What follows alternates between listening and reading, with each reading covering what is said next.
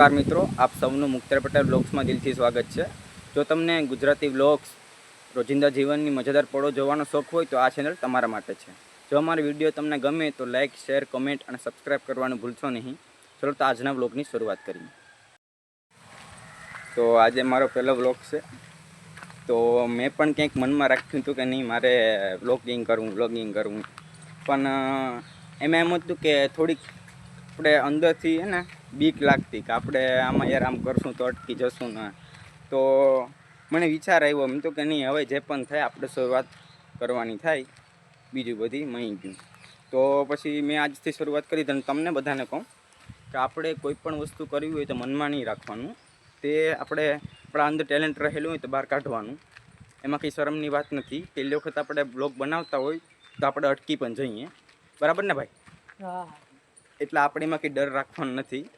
અને એક વખત અટકશો, બે વખત અટકશો, હું તો 20 વખત અટકી ગયો, પછી 21મી વખત બ્લોગ બનાવું છું। એટલે આપણે એમાં કંઈ શરમ રાખવાની નહીં। અને તમને એમ મનમાં હોય કે આપણે સગાવાલા આમ કહેશે ને મમ્મી પપ્પા આમ કહેશે ને, તો એ બધી કીધા કરે ભાઈ। આપણે આપણા જીવનમાં શું કરવું, આપણે આપણી લાઈફને આગળ લઈ જાવી એ જોવાનું છે। બસ મારા મિત્રો, તમે પણ તમારી અંદર ટેલેન્ટ હોય તો તમે બહાર કાઢો, અંદર રાખોમાં, મારું કહેવાનું બસ એટલું છે। બાકી અમે તો જઈએ છીએ આમ વાડી બાજુ।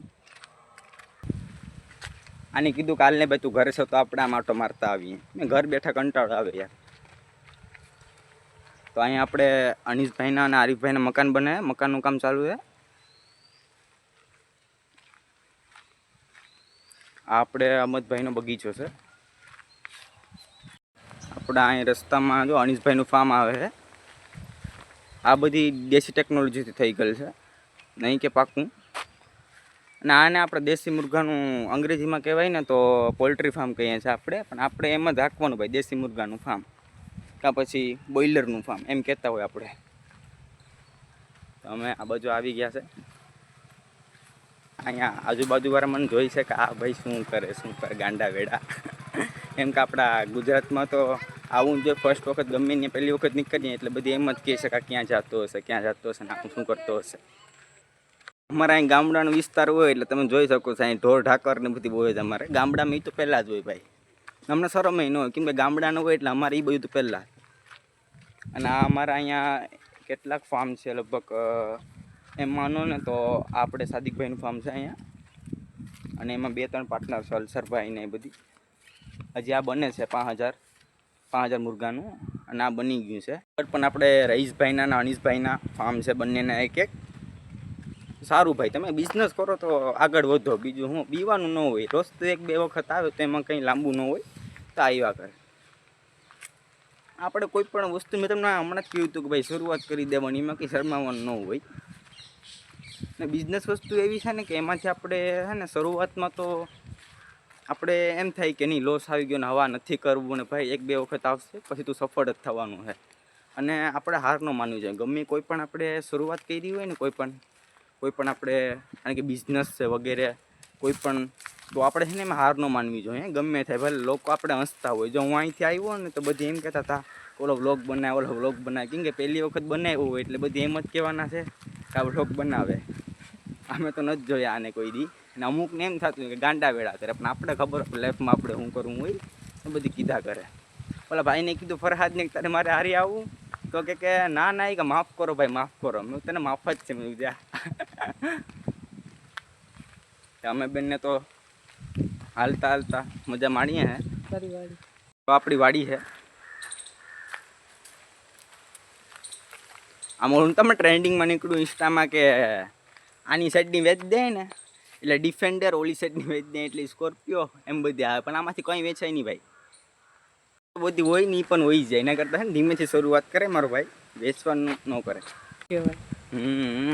હાલો તમને ખારો બતાડું અમારી ગુજરાતી ભાષામાં, વેણ દેખાડે, વેણ બધીને અલગ અલગ શબ્દ। સિટીવાળા આવે તો એમ કે ઓહો પાણી જાય છે અહીંયાથી, ભાઈ તારું પાણી જ છે હવે।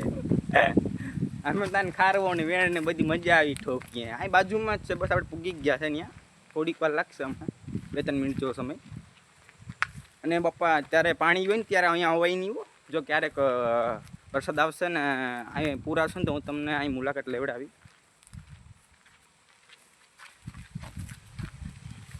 બાકી અમારા વ્લોગમાં તમને મજા આવે તો કમેન્ટ કરજો કે ભાઈ અમને મજા આવે, તો અમારે અંદર પણ આનંદ ઊભો થાય ને અમે લાઈફમાં સારા વ્લોગ બનાવીએ અને આ કોઈ દી કરવાનું મૂકીએ નહીં.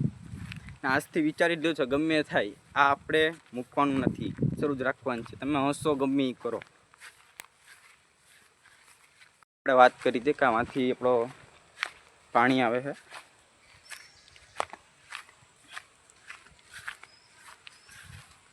તો ટોળુપ સાઈડથી પાણી આવે છે આપણા, અને આ પાણી આપણે જાય છે ગામમાં. તો આવું હોય ભાઈ, અહીં તાહલા પૈડા એટલે પાણી આવી છે કાંઈ ને હવે હાલને બતાડી જ નહીં. તો અહીંયા ભાઈ અવાયની રાતના, કેમ કે અહીંયા હે ને બાજુમાં જ હોસ્પિટલ છે. આપણે ક્યારેક હું જાય તમને બતાડી. બાજુમાં જ હોસ્પિટલ આપણે પ્રાણી સંગ્રહાલયની, જે આપણે આવત દીપડાને કંઈ પણ થયું હોય તો ત્યાં ખસેડવામાં આવે તાત્કાલિક. અને આ બધી વિસ્તાર આપણે નેચરલ એકદમ તમે જોઈ શકો, એનો વ્યૂ પણ એક નંબર આવે,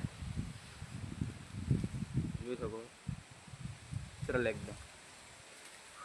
હમણાં તો વાંધો નહીં આવતો એ પાણી વારવાનું, કેમ કે ચોમાસું પણ છે ને આ બાજુમાં જ છે. તો આ બગીચામાં તો કંઈ કરવું જ ના પડે. એની બાજુમાં એની પહેલાં મારો બગીચો હતો, ત્યાં પણ પાણી ભર્યું જ હોય. ક્યારેક તડકો નીકળી વિસર્ગી તો સુકાય, બાકી બધું ભૂલી જવાનું. એટલે સુમામાં કંઈ પાણીનું તો આપણે ટેન્શન હોય જ નહીં, તો કામે ન પાવાનું હોય. બાકી આ છે આપણી ડેઇલી લાઈફ. અને ગુજરાતીઓને હું ખરેખર કહું ને તો આપણે બહુ નસીબદાર કે આમાં આપણે આવું જીવન મળ્યું છે. હાલો પાછા તો આપણે જઈએ. જો આવા ડૂછામાં નહીં જવાનું, હું તો તમારી માટે ગયો હતો.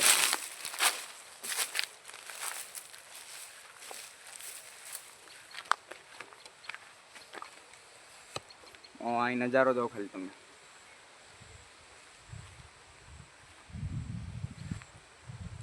તો આ ગામડાની શાન છે ભાઈ, આના વિના અધૂરું. જુનાગઢ જિલ્લામાં, ગીર સોમનાથ જિલ્લામાં આપણે બગીચા બહુ વધુ પ્રમાણ છે બગીચાનું.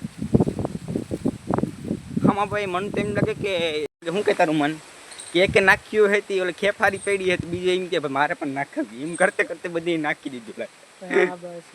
એમ જ આમ થોડુંક કોઈ જ્યાં જો તમને અહીંયા લીલા જોવા મળે.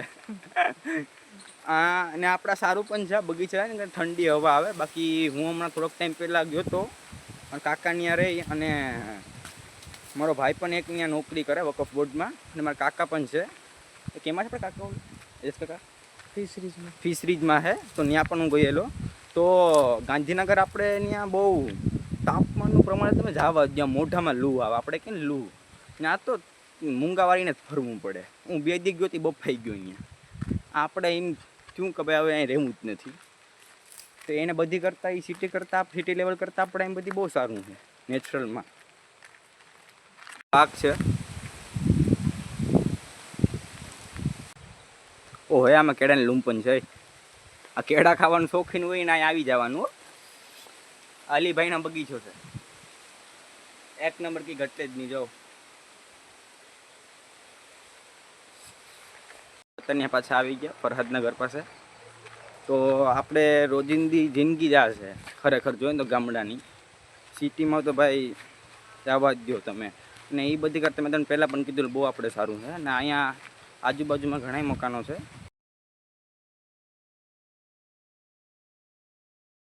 પછી આપણે જાય ઘર બાજુ, કેમ કે બહુ ટાઈમ થઈ ગયો આપણે ગયા ના આવ્યા. અને પાછું વસીમભાઈનું મકાન બને છે, તમને દેખાડું. અમારા અહીંયા એમ કેટલા આપણે મકાન બને છે. એક તો મારું, પછી એક આ વસીમનું ને એક આરીફનું, 3-4 મકાન બને છે ભાઈ અત્યારે. એ મોલાની સિટીમાં એમ કે અમે કર્ટન્સ લગાવ્યા છે, અમારે દેશી કર્ટન. ઉને ગુલરેજ બધામાં ફરીને આવતા રહ્યા છે. આજનો અમારો એક્સપિરિયન્સ ખૂબ જ સારો રહ્યો અને મજા પણ બહુ આવી. જે મનમાં બીક હતી એ ભાગી ગઈ છે. જો આવા જ બ્લોગ્સ તમને ગમતા હોય તો અમારી ચેનલને લાઈક, કમેન્ટ અને સબસ્ક્રાઈબ કરવાનું ભૂલતા નહીં. તો મળીએ કાલના બ્લોગ. ધન્યવાદ.